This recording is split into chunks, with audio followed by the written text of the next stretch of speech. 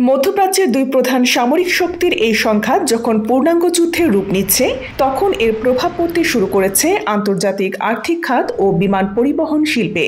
পঞ্চম দিনে গড়িয়েছে Iran Israel সংঘাত। সময় যত গড়াচ্ছে ততই বাড়ছে সংঘাতের তীব্রতা।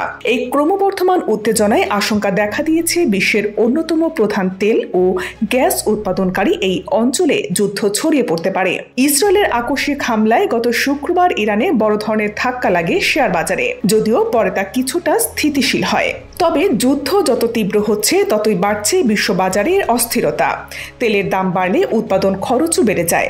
এর প্রভাব সরাসরি পড়ে ভোক্তার উপর, বিশেষ করে খাদ্য, পোশাক ও রাসায়নিকের মতো জ্বালানি নির্ভর পণ্যে। ফলে বিশ্বজুড়ে তেল আমদানিকারক দেশগুলোকে একযোগে উচ্চ মূল্যস্ফীতি ও মন্দা আশঙ্কার মুখোমুখি হতে হচ্ছে।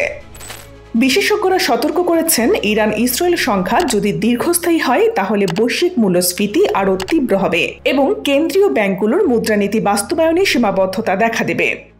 এদিকে ইরান হুঁশিয়ারি দিয়েছে, পরিস্থিতি আরও খারাপ হলে তারা হরমুজ প্রণালী বন্ধ করে দেবে। বিশ্লেষকরা বলছেন, যদি এমন সিদ্ধান্ত বাস্তবায়িত হয় তাহলে তেলের দাম ব্যারেল প্রতি $100 ছাড়িয়ে যেতে পারে, কারণ বিশ্বের মোট সামুদ্রিক জ্বালানি পরিবহনের প্রায় 1/3 যাতায়াত করে হরমুজ প্রণালী দিয়ে।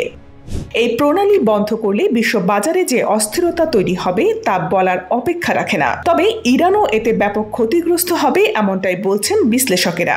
তাদের ভাষ্য, হরমুজ প্রণালী বন্ধ করলে বাধাগ্রস্ত হবে ইরানের রপ্তানি, বিশেষ করে চীনে তাদের তেল সরবরাহ মারাত্মকভাবে বিঘ্নিত হবে, যা তেহরানের জন্য এক বিশাল রাজস্ব ক্ষতির ঝুঁকি তৈরি করবে। গবেষণা প্রতিষ্ঠান TS লমবোর্ডের অর্থনৈতিক বিশ্লেষক হামজা আল গাউদ বলেন, হরমুজ প্রণালী বন্ধ করলে তা ইরানের জন্যই ভয়াবহ হতে পারে। নতুন খবর জানতে সাবস্ক্রাইব করুন BGN TV 24। BGN TV 24, খবর যেখানে, বিশ্বস্ততা সেখানে।